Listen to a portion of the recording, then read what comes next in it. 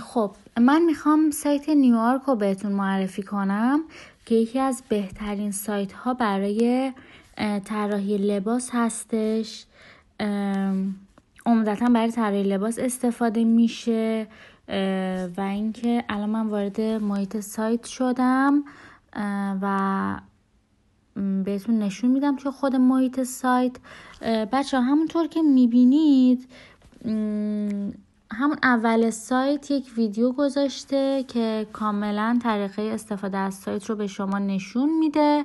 به این صورت هستش که خب شما اول یک طرح یا اسکچ از اون لباستون انتخاب میکنید. یک طرح دستی هست با ایلستریتور یا با مداد یا حالا هر چیزی که هست، یک عکس از اون تهیه میکنید، روی سایت آپلود میکنید و پرامپتتون رو مینویسید. پرامپتتون میتونه هر چیزی باشه، مثلا شما یک لباس به سایت میدین و مثلا بهش میگین که میخوام زرد باشه، میخوام جنسش فلان باشه یا هر چیزی که دوست داشتین برای پرامپتتون مینویسین. الان این سویشرت رو که میبینید مثلا نوشته که میخوام این سویشرت زرد کتونی باشه و خود سایت 4 تا رندر به درخواست خودتون بهتون تحویل میده. نمونه ها رو اینجا گذاشته، خودش اصلا زده فشن دیزاین یعنی طراحی لباس. این طرح رو به سایت تحویل دادن و این 3 تا رندر رو تحویل گرفتن.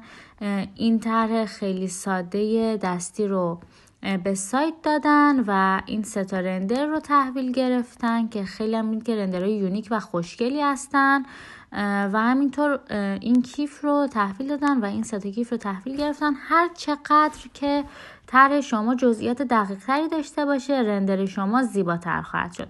خب بچه این فضای کلی سایته. وقتی واردش میشین به همچین فضای روبرو میشین و بچه شما حدوداً 100 تا عکس و رندر میتونید از این سایت تهیه کنید و اگه بخواید بیشتر از 100 تا بشه باید اشتراک پریمیوم تهیه کنید و باید حتما اشتراک داشته باشین اگه بیشتر از 100 تا باشه. حالا شما میتونید 100 تا رو توی یک روز استفاده کنید، میتونید 100 تا رو توی مثلا 3 ماه 6 ماه 1 سال استفاده کنید.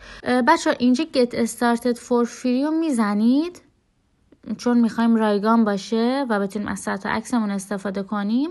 من قبلا وارد این سایت شدم، شما چون وارد نشدین اینجا بهتون میگه که ثبت نام کنید. شما از طریق اکانت گوگلتون گزینه گوگل رو انتخاب میکنید و اکانتتون رو میسازید. همطور که میبینید بالای صفحه اسم من زده، یعنی که من قبلا وارد سایت شدم و 3 تا پروژه هم داشتم.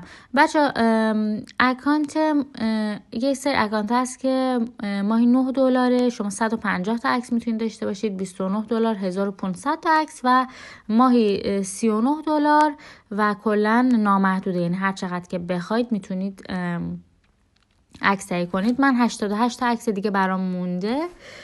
خب این قسمت بالای کرییت پروژکت رو میزنید. بچه من یه بار دیگه بهتون بگم، شما که ثبت نام نکردید وقتی get started for free رو میزنید باید ثبت نامتون رو انجام بدید با همون جیمیلی که روی گوشیتون نصب شده. خب من کرییت پروژکت رو میزنم و طرحم از قبل انتخاب کردم، یه لباس حالت اژدهایی دراگون درس. خب بچه نیوآرک یا همون سایتی که الان داریم باش کار میکنیم که اسمش نیوآرکه 3 تا ورژن داره، ورژن 1، ورژن 2 و ورژن 3 که نسخه بتاش هست و آخرین نسخه هست که این سایت بیرون داده. من همون نسخه آخر رو انتخاب میکنم. شما میتونید از ورژن دیگه هم استفاده کنید. نسخه 3 رو که بیرون داده یعنی V3 یعنی ورژن 3 احتمالاً خب چیزای بیشتری داشته باشه، امکانات بیشتری داشته باشه، واسه همین من ورژن 3 رو انتخاب میکنم. خب توی قسمت اول آپلود رو میزنید، وارد گالریتون میشید و یک عکس که از قبل تهیه کردین از کار خودتون، از طرح دستی خالیتون انتخاب میکنید. من این طرحم رو انتخاب میکنم که طرح دستیشو خودم با ایبیس پینت انجام دادم. پرامپتمو مینویسم.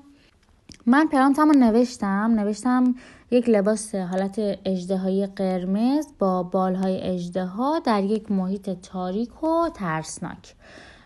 پرامپتمو نوشتم و اینکه توی قسمت خلاقیت اینجا که نوشته 5 الان توی حالت بالانس قرار داره. شما میتونید خلاقیت هوش مصنوعیتون رو بیشتر یا کمتر کنید که اگه بیشتر بشه هوش مصنوعی از خلاقیت بیشتری استفاده میکنه و اگه کمتر بشه هوش مصنوعی دقیقاً طبق متن خودتون پیش میره.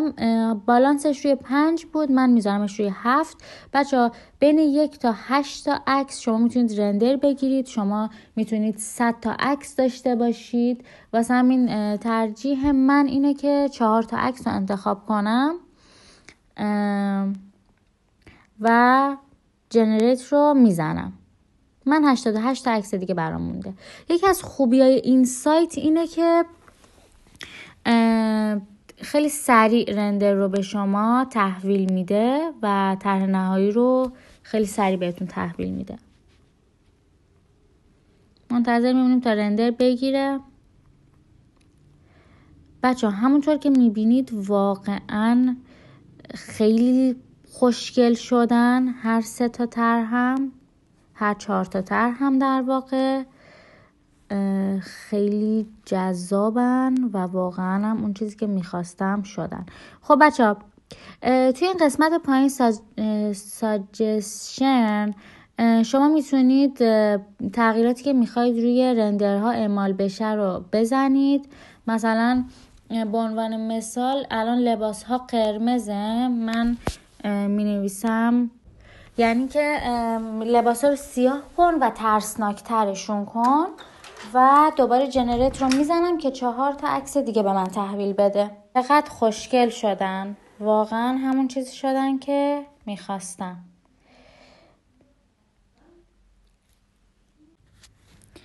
خب